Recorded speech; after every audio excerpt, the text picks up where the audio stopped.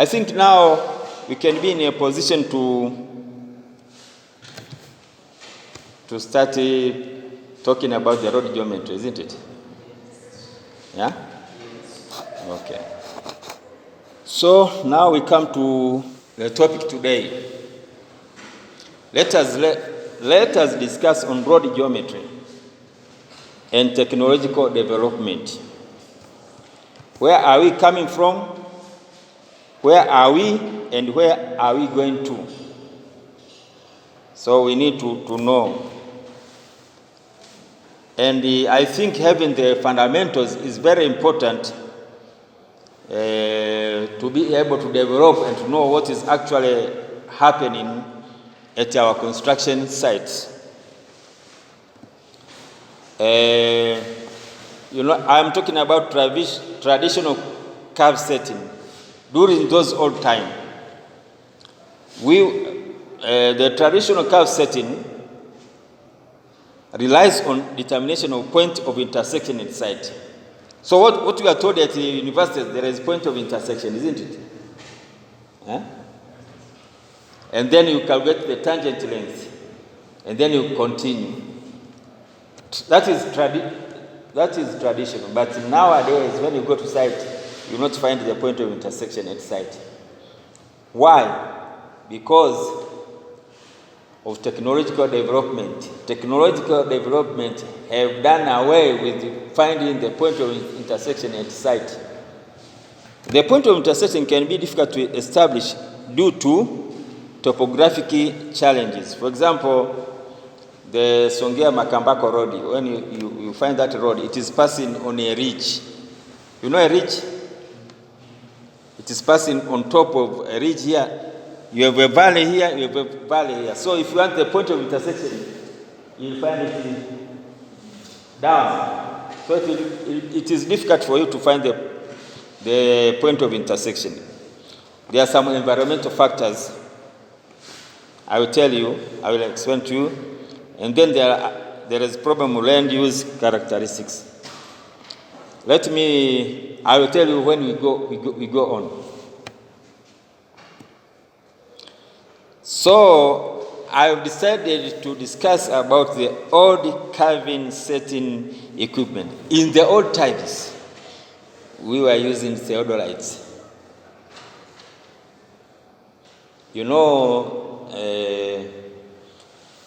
This theodolites was very complicated to apply. Do you have it now? Yeah. Are you learning about it? Yeah, of course. You need to set a traverse, and then you set the instrument, you measure the angle from a given reference point, or you find a bearing, then you calculate, for example, in case of bearing, if you want to get coordinates, you have the beginning coordinates, then you find the distance to other point and the angle, the bearing, then you find delta easting and delta northing. Then after that, then you get the coordinates of the other point, isn't it? Of course, that was used during that time. And of course, we learned using theodolite in secondary school in 1976, 77. And we have a very old theodolite which was written Tanganyika survey.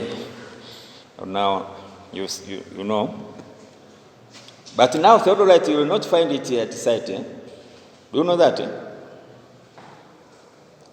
But this equipment was very complicated. Now the current equipments are simpler. So if you learn this one, and you go to site, you have a desire to learn, automatically you know how to use the other equipment. Then we have got this total station. You can see total station. Total station is a theodolite, but it is improved. The improvement is that now,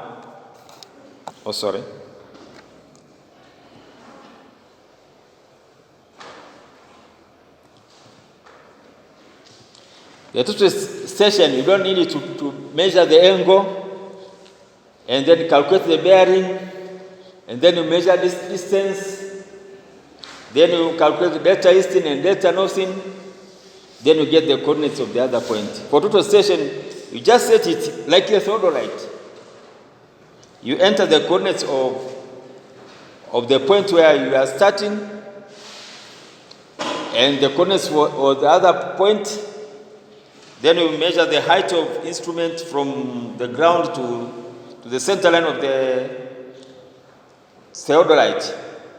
After that, you can calculate coordinates of other points.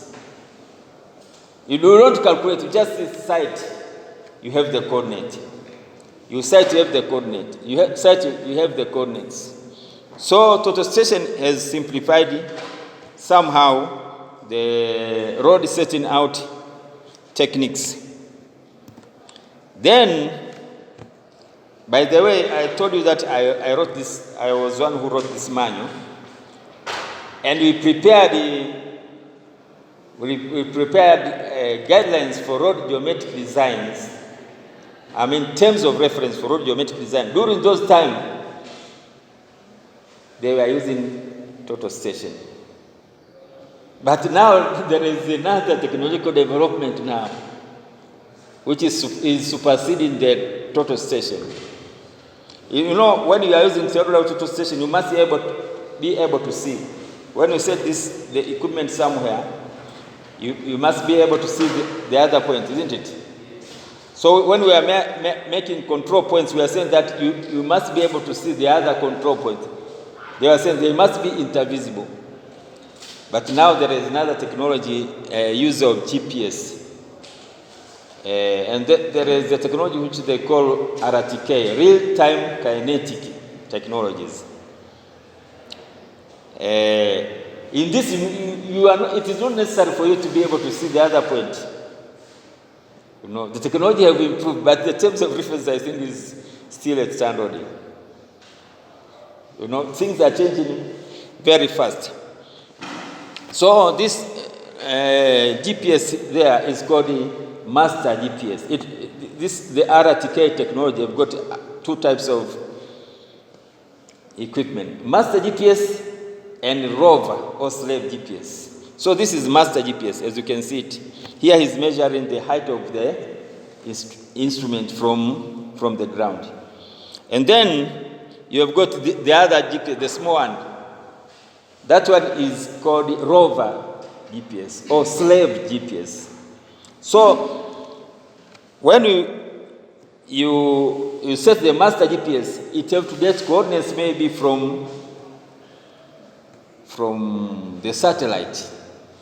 But this slave GPS, it gets coordinates from the master GPS. So you just take this one, the slave. You have already set your master GPS with reference maybe to a certain control point.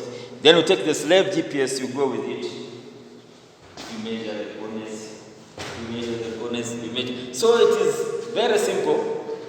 It has simplified the work very much. It does not need the points to be intervisible. So the technologies are changing.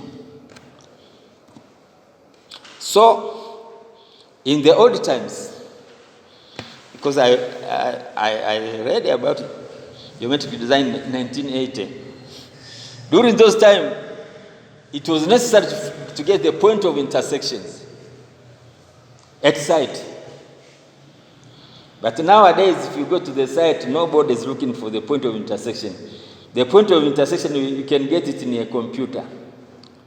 So in the old times, we were looking for the points of intersection. As you can see, these are the points of intersection. Then we are measuring the angles of deflection, as you can see. And of course, we are teaching that in universities. And that is right. We have to continue teaching it.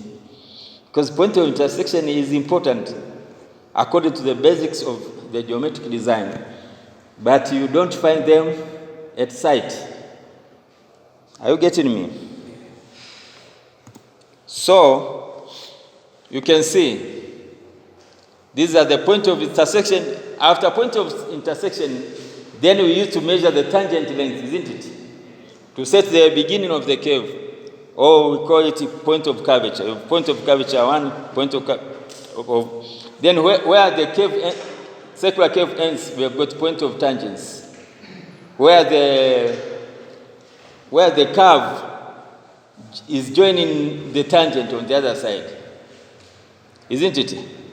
So the point of intersection are shown in dotted form, as you can see. But nowadays, we don't find them. I remember in 1991, I was working with the Kibiti Lind Road, and I saw the people setting point of intersection there, very far. I asked them, where is the road? The road is there. Because the tangent length, for example, you have a tangent length of 450 meters, imagine. So you clear the forest for 450 meters to get the point of intersection. Then you measure the tangent length from there to get the beginning of the curve. And that is useless. So, but you used to go with the bulldozer at site. Are you getting me? So, point of intersection, you learn it. Tangent length, you learn it. Point of curvature, beginning of the curve, and point of tangents, the end of the curve. This is for simple circular curve, as you can see. But you will not find it at site nowadays. So I want when you come to site, you may understand what is happening. So you can see that is a circular curve. There is point of intersection there, as you can see. And then you have got the tangent length, you have got the point of curvature, sorry.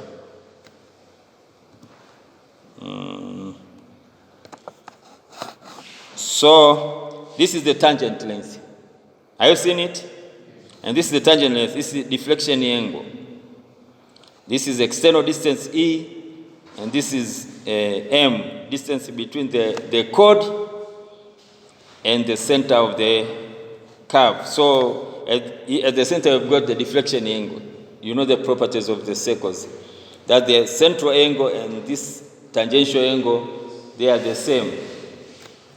So during those time, we were calculating tangent length is equal to R tan delta over 2, and the length of the curve is pi R delta over 180. But when you go to site now, you will not. Of course, you have to know it and you must pass exams. But when you go to site, you'll find the technologies have changed. So we have here, this is a transition curve. You know a transition curve is a curve which joins the tangent to the circular curve. It will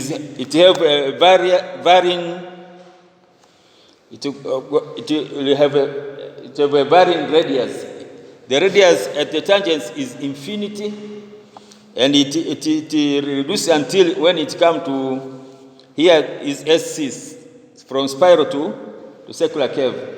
Here the radius is equal to the radius of the center of the curve R. So it is varying. The radius is varying.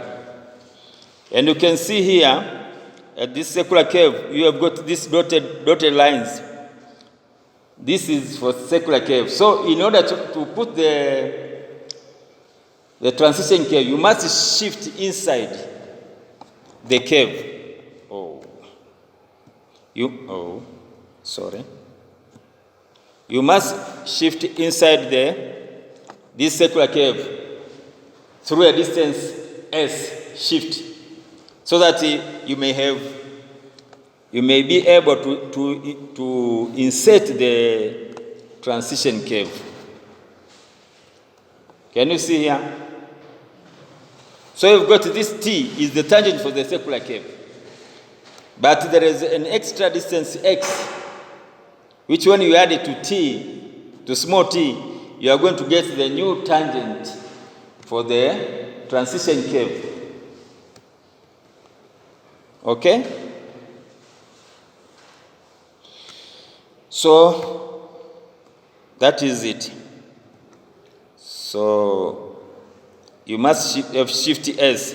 So tangent is equal to R plus S tan delta over 2 plus X.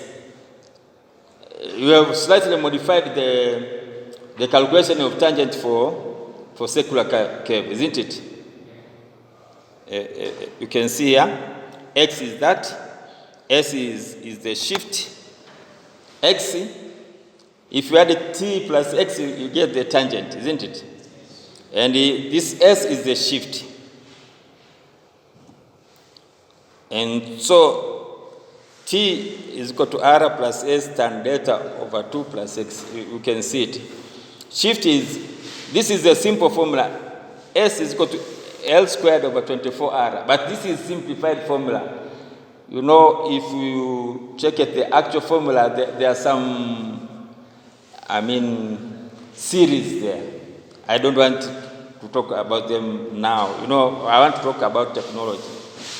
And X is L over 2. L is equal to length of the curve, of the circular curve.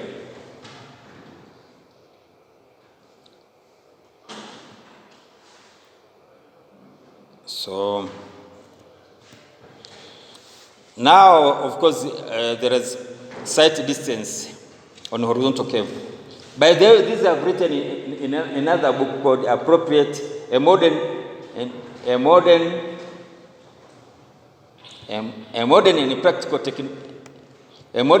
Practical Approach to Road Geometry. I don't know if anybody has seen that book. I have a book, but I don't have a copy right now. So here is the issue of sight distance. As you can see, sight distance, there is this distance M from the curve to the object. So this distance must be far enough so that there will be no obstruction on somebody driving a vehicle from this side wanting to go here. So there will be no obstruction.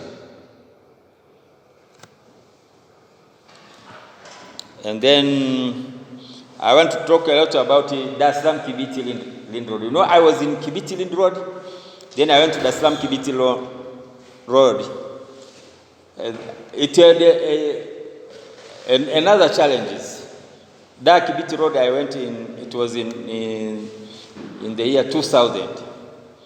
And when they were constructing that road, you know, that road was constructed first time in the 1970s. So now we were fitting caves, new caves to the road. So they were measuring external distance. They were putting some stress on the road. They find the point of intersection. Then they measure external distance to get the center of the cave. Right? After getting the center of the cave, they were calculating the radius. But I told them, why don't you use the equation for circle? X minus A squared plus Y minus B squared is equal to R squared. I find 3 points. Then I solve simultaneous equation, I get the radius of the cave. Another approach I was telling them is, why don't we maybe use the AutoCAD software? At that time, we did not have AutoCAD CV3D. If I have 3 coordinates or points, I can just take these coordinates and draw the curve. And then I ask the computer to give me the radius of the curve. I get the radius of the curve. But during those times, they will say, unajua nini wewe? They did not want to follow what I told them. And we were working with the Wazungus. But after some time, I became the design engineer for TANROADS, and then the Wazungus were taken away. So I was told to supervise the team. So we were finding the central points. And at that time, we have AutoCAD CV3D. So we took the coordinates for many points at the center. Then we draw curves by using best fit approach. You know, in the geometric design, we got the best fit. You can fit. You can select points and then ask a curve which can best fit those points. Then you have the radius of the curve, and therefore use those technologies, the new technology, for the remaining 40 kilometers of the road. So, training of road geometry needs to consider the challenges of obtaining the points of intersection at site. It has to consider available technologies for surveying, computer programming, and CAD, computer-aided drafting, or CAD technologies. The current practice in geometric design and construction does not need to find the point of intersection at site. You may have it in a computer, but at site you don't need it if you are using modern technology. So it's not necessary to find the PI's, point of intersection, at site. Now, survey and setting out is based on control points. You can see here, you have got a set of control points, as you can see. Pairs, there are C1, C2, C3, C4, C5, C6. We are using pairs. According to the terms of reference for TANROADS, we wrote that those pairs should be approximately 300 meters apart. They must be intervisible, and they have to be steady not more than 3 kilometers apart, the pairs.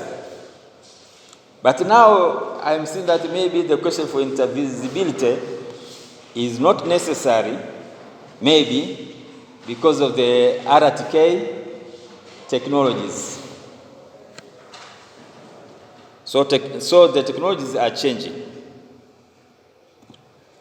So here I wrote in my book on computation of coordinates, how I can get coordinates for several points. Of course, I wrote it in my book when I put the formulas. But nowadays, if you prepare the horizontal alignment, you just select the alignment and you ask it, give me coordinates. It gives you nowadays. But it is in my book. Unfortunately, I don't have a copy now. Maybe if you assist me, I can print for you. So this was determination of coordinates for transition curve. You know there are 3 types of transition curve, isn't it? You've got a spiral occlusoid, you've got a cubic spiral, and a cubic parabola. So I don't want to bother you with these formulas, but myself I use these formulas and tried to prepare the alignment. Then I tried to fit the alignment by AutoCAD and found that they coincide. So these are the formula for finding the coordinates. So in the old times, we are finding the beginning of curve, the end of the curve, and then we are using deflection angles, isn't it? To set the points, but I've never seen them being used right now in Tanzania. So these are formulas for coordinates for cubic parabola. I don't want to go into detail. And this is for circular curves. Formulas for circular curves. This one was a method, manual method. During those old times, we could set curves. They could set test curves by dividing on the right side B1, B2, B3, and then here there is A1, A2, A3. Then they join those points, and where they intersect, that is where the curve is. That was manual, using just a tape. Just a tape. And I've tried to apply it somewhere in Nyasa, in Ruvuma region. Because, I've got a passion for road geometry. And this is what is called the hairpin curve. Do you know hairpin curve? It's like a pin for hair. These caves are required in where the topography is very difficult, where there is a terrain which is very slopey. So moving around the terrain, you need such a cave, where you can see this line and this line cannot intersect. The hairpin cave, in hairpin cave, you don't have point of intersection. Can you see? This maybe it is in Nyasa, between Mbeya and Nyasa. There is new road which was being constructed, and there the terrain is very difficult. There's somewhere they call Ambrose escapement. I think I've been there, but I have not been there during when they were constructing the road. Here, in my book, I wrote about route design, how you can find a new route. And here is in Tunduru, as you can see. Na huko kuna simba wengi Tunduru. So we walked for 8 kilometers to do setting out for new alignment. I have written in my book about route selection, isn't it? But I'm not talking about it. I'm talking about technologies. Route selection. There are some factors which you need to consider when you are selecting a route. First is to have to be close to the existing footpaths or roads. Then the topography of the areas. The topography, you have to check the topography before selecting the route, whether it will. In most cases, we want the road to go around the contours.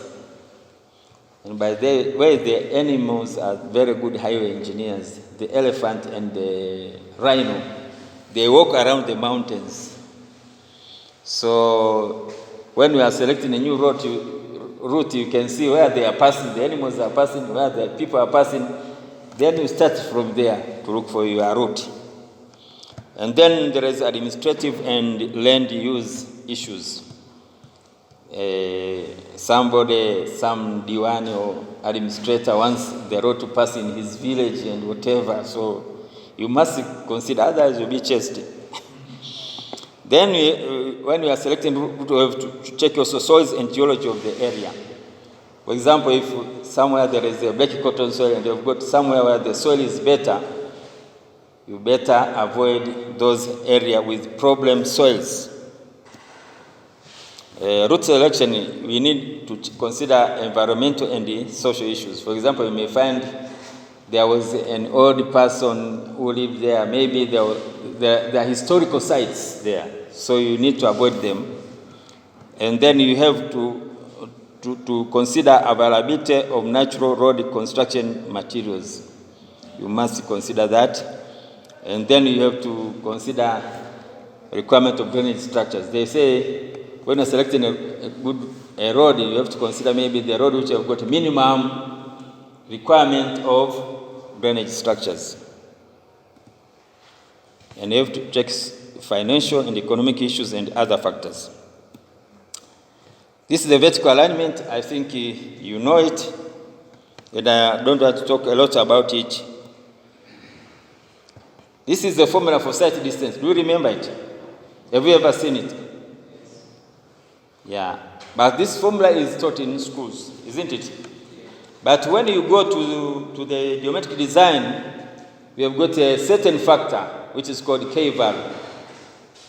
You know, the K value, when you multiply the K value with the algebraic difference, I mean the difference between the gradients, adjoining gradients, then you will have the length of the curve. So the K value represents this formula for sight distances. So K is L over A. But I want you to know, where did the K value come from? You know, vertical curves are parabolic, isn't it?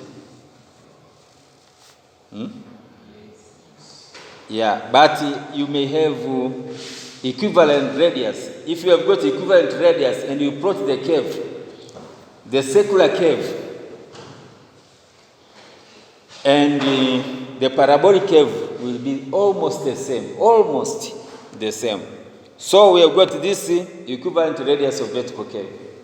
So equivalent radius of vertical curve is equal to 100 times the k value. Now I want you to know why did we have this equivalent radius of vertical curve. Can you see the two curves? I tried to plot those curves, one side using a parabola, the other side using a circular curve. They are almost similar. Even if we overlap them, the levels will be almost the same, whether it is parabolic or it is circular.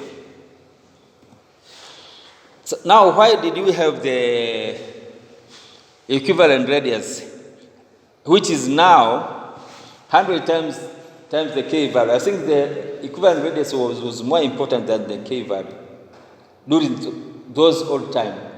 You know, in the old time, we were drawing the roads manually. We were not using AutoCAD CV3D. No, we were drawing manually. So you say, oh, there is a parabolic curve here. There's a vertical curve. What is the equivalent radius? The equivalent radius is 400. Oh, what is the template for 400? You take the template, you draw it. Okay? Now this is a side curve. What's the equivalent radius? 400. You go and look for a template. We were doing manually drawings in those old days. Of course, I've done some drawings manually, but now I also know AutoCAD. But in those times, we were using these curves. We were using curves. So these are curves having, you may have got different shapes. So you select the radius depending on the type of the curve. So we had the equivalent radius. But now maybe it is difficult. The number is difficult. It's very big. So if you multiply by 100, you have that k value, which is easy to remember. That the minimum curve must not be less than it. So the k value must not be less than that. I've seen somewhere where they were using still the parameter for equivalent radius. So in the old time nowadays you've got AutoCAD, isn't it? For example, you prepare the cross sections. You just use the AutoCAD area method, isn't it? Do you know it? You type just area, then you start moving around the cross section. You get the areas. But in the old times, we were using planimeters. So if you prepare a drawing, then you can use the planimeter to find the area of the drawing in those times. And of course, myself, I have seen planimeters. I have seen planimeters when I was working to the water supply project in 1980. So that is the planimeter. So setting out of levels and the cross slopes. Now I want to talk about cross slopes for the roads. Do you know camber boards? Yeah? If you want to set the crown or the camber for the road, you can use a camber board. You put it and you check whether the cross slope is okay or not. But now there is use of dipstick. People use dipsticks. Another method I've written in my book. And then there is use of GPS antennas attached to grader blades. You know, nowadays there are graders which are attached with GPS GPS antennas. So you can get the cross slopes using GPS antennas in the grader blades. It's not very common in Tanzania, but the technology has been in Tanzania somehow. So you can find now, when we are in the future, somebody will be using his grader or whatever with the design on the screen for the grader. Then he can use the antennas attached to the blades to cut the required shape of the road. It is in other countries, even in Tanzania it has been slightly, but it is coming. So this is use of this dipstick, as you can see. You know dipping. You set the levels, but you say, I want to dip, say, maybe 30 centimeters. But we have got this camber, this slope. You can see this is the slope of the road. So you tie a string at the bottom of the page at point A and B, depending on the slope of the road, the camber. Then you attach another at point E and point B. Then when they are grading, they run with the dipstick. They are checking 20 centimeter, 20 centimeter, 20 centimeter. If it is greater, they tell the operator to correct it. That is happening at site right now. But I think in the future it will not be so. So this is motor grader with sensors. Can you see? The grader have got sensors, which gives you the levels and the gradients and whatever. So the operator of the motor grader will have the design. The design is at the screen. And then he is grading according to the levels in the design. And these antennas, they get their code, they communicate with the satellite. That's where we are now in some places. So this is bulldozer with sensors. It have got the plate is given X, Y, and Z coordinates. So the operator is required to grade following the coordinates. You don't have to tell him, please, 3 centimeters. You don't have to tell him. He have got the coordinates in the. He have got the drawing is in the screen, in the coordinates. So this is a paper machine. Normally, a paper machine, you put in some papers, you put some pegs at the side, you put the levels, but it is attached with sensors. These sensors can give you the gradients, the required gradients, if it is super elevation or camber or whatever. Now, where are we going to? Have you heard about 3D printing? Anybody heard about 3D printing? Yeah, your lecturer, I stayed with him in Songea. He was always looking at the technologies at the computer, at the TV. So 3D printing in buildings is applied in buildings right now. You have got the coordinates. You have got the drawings for the building. Then there is a plunger which moves. It puts some concrete, for example. It go like this. It puts concrete. You don't have to do setting out or to do whatever. the plunger is guided by a computer. So you can build a building without going and setting out manually. So it is applied in building, and I'm saying, why not in roads? Maybe it is coming to roads.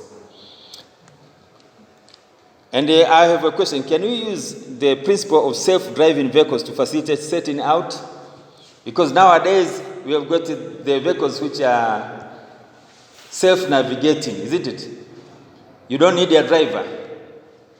Now, can you have maybe somebody, a machine moving, and then it puts some peg itself at the center line, and then you tell him, offset, give me an offset, maybe 10 meters offset, then to move at 10 meters offset, it put the pegs. Is it not possible? I think maybe it is coming. And then I'm talking about future. Further use of automation and artificial intelligence in construction plants, graders, pavers, excavators, and dozers. As I said, now they are communicating with the satellites to do the setting out. So maybe they are going to improve further than what you are seeing now. So better prepare yourself, but not to prepare yourself, you need also to participate. Why not? Why wait for the mzungus? Me, you can see now my eyes, they are white, so I can rest now. I want to give you a challenge, guys. So here we are doing setting out manually. I just tried it. This is near Lake Nyasa. I thank you very much, ladies and gentlemen, for listening to me. And I hope we can have a discussion on the issues we have discussed. If you have got questions, you have comments, you have suggestions, you have ideas, you are welcome to discuss on this subject. And I think you can discuss Swahili. Sijali, au sio?